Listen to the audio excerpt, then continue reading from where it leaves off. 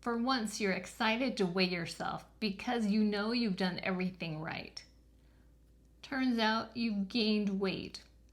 Welcome to the bathroom scale where logic comes to die.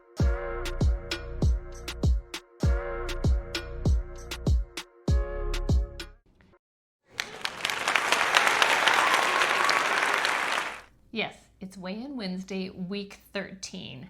And speaking of illogical scales, I will share that number with you shortly.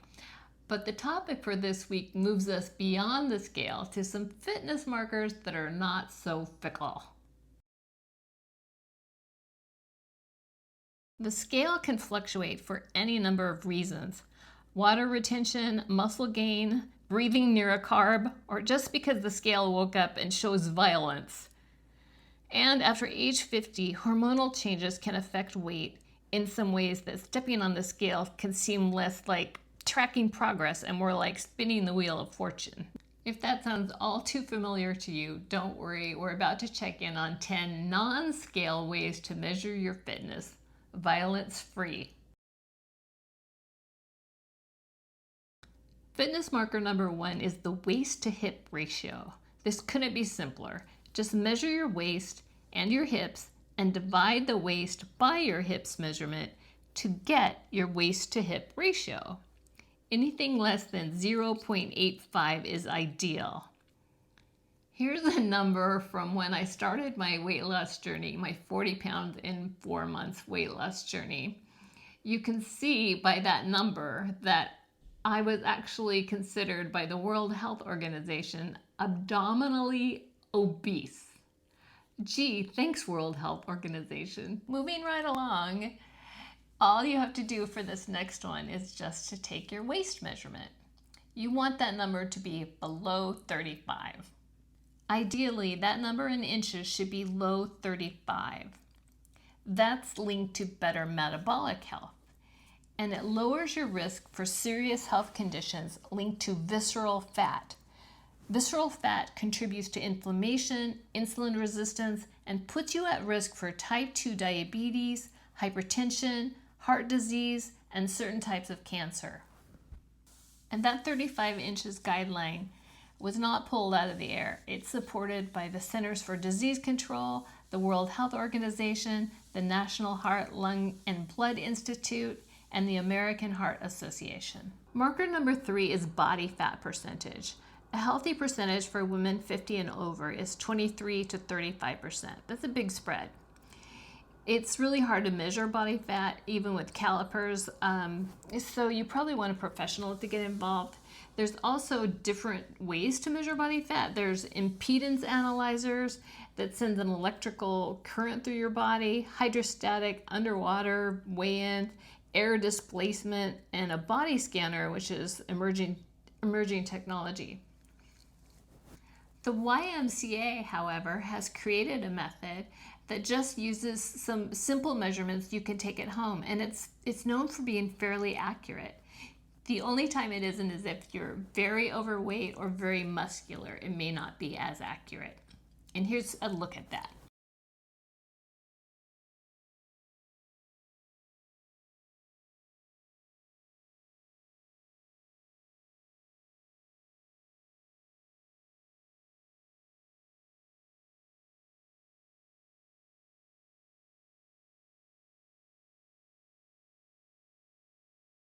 Your resting heart rate, as most of us know, is also an indicator of your fitness level.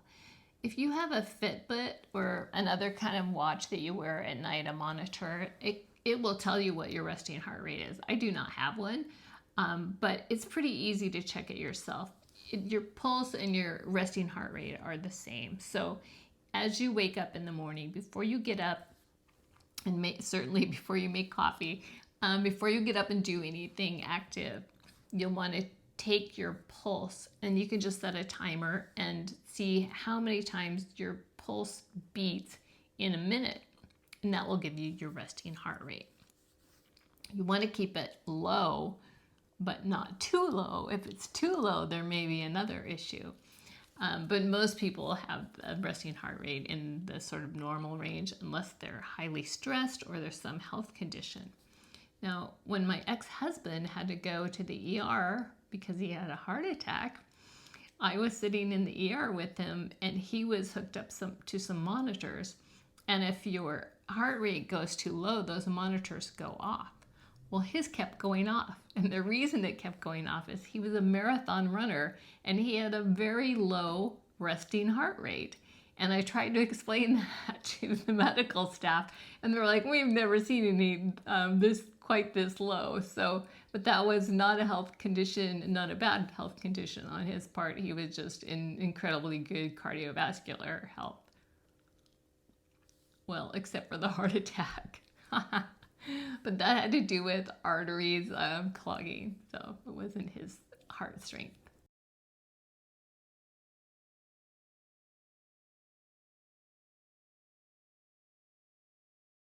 Then there's the push-up test.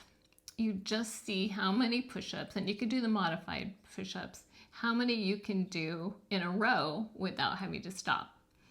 I tested this myself for this video, and I was so proud of myself because I was able to get up to 21, which is the excellent level. I could have gone even a little bit further, but I was done. And I knew I'd made the excellent level, so I stopped. However, I then learned that I possibly was cheating and not doing them low enough.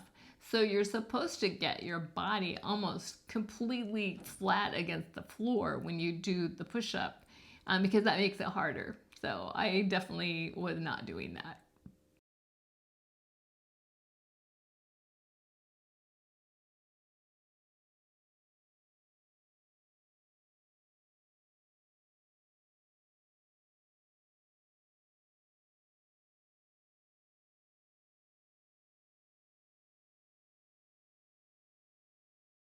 How fast can you walk a mile?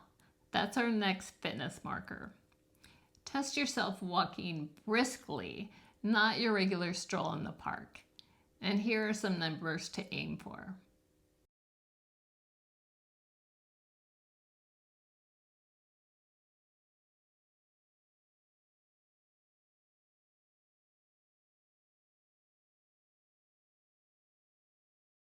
After those push-ups and walking, how about we sit down? Now get up. Now sit down. Now get up. Now sit down. That is the sit and stand test. And you're supposed to do it with your arms folded and see how many times you can, and you do it fast, as fast as you can, stand up and sit down in 30 seconds. Can you do more than 18? That's excellent. 9 to 11 is average, and below that may indicate a fitness opportunity. Next is the balance test.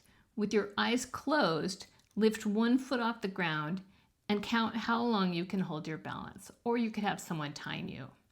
If you can do this for at least 7 seconds, that's excellent. And maintaining our balance is crucial for fall prevention.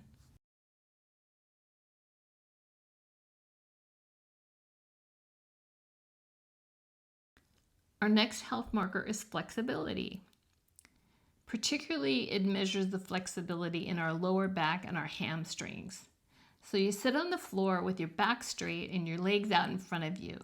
Then you reach toward your toes, or if you can, go beyond your toes. Here's a chart measuring how flexible you are.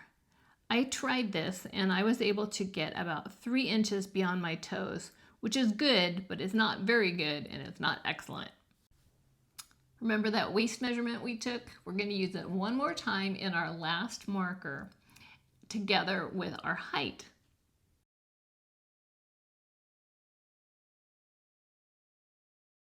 You can use inches or centimeters, and you want to aim for below 0.5. My starting weight to height ratio when I started this program back in January 29 was 0.57. That's not good. But I've improved, so that's okay. You got to start somewhere, right? You may be wondering why I have not mentioned BMI, body mass index. And that's because it's pretty inaccurate when it comes to fitness levels. Athletes tend to have a higher BMI and they appear to be obese when they're actually not. So you can use it sort of as an estimate and a comparison, but I wouldn't rely on it. Okay, here come the numbers. In week 13, I lost 1.2 pounds, which brings my total weight loss over 13 weeks to 31.2 pounds. So my current weight is 140.8, and my goal is 132 by my finish line of May 28th. Now I film a week behind, so I actually have another week beyond what you might think I have to get there. And tomorrow I actually weigh in for week 14 results. I sure hope it's better than 1.2 because time is getting short. Non-scale victories. My waist and abs stayed the same in week 13. Not really surprising since I only lost 1.2 pounds. But I did lose another 1/4 inch on my hips, which is always a tough spot for me to lose. So I'm really happy about that. So how do I feel? Chagrined. I feel chagrined. 1.2 pounds is disappointing because I had 3 full fasting days on this week. And even though I had one day, which I would call a mini binge day, and you'll see that when I share my meals, I don't think it was so out of line. But 1.2 pounds is still a drop, and I have to keep in mind that I'm headed in the right direction.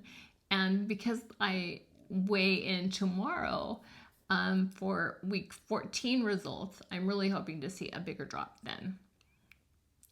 So I guess I feel chagrined and determined. And I do have an ace up my sleeve, and that is I had planned on doing a 10-day fast during this 40 pounds in 4 months. And if I need to pull out that secret weapon, I will do that. I'm hoping I won't have to because frankly, I would rather not. But also, I want to make sure that I'm setting a good example for our community. There's nothing wrong with doing a 10-day fast. I've done 10-day fasts in the past, and I've done a 14-day fast. And I actually feel really good on a 10-day fast. But I know some people think, oh, you do a 3-day fast, I'm going to do a 3-day fast when they've never done a full day fast. And I just really I want to make sure that people don't overdo it, because you can make yourself sick if you're fasting too long when you're not used to fasting. I'm used to fasting. A 1-day fast is no big deal for me. A 3-day fast is really no big deal. And a 10-day fast, I have to work. It's a mental process, but I can do it. And if I need to do that to get to my goal, I will do that.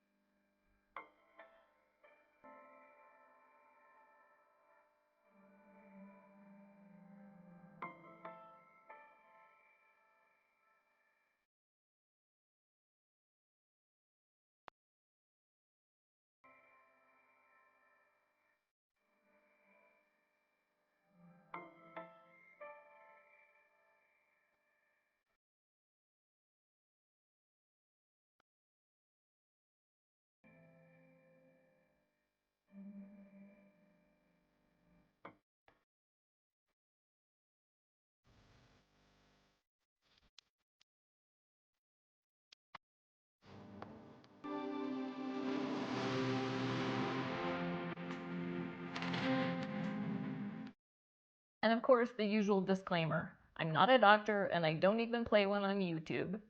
Before starting any weight loss program, discuss it with your health care provider. There, I covered the lawyers in the group.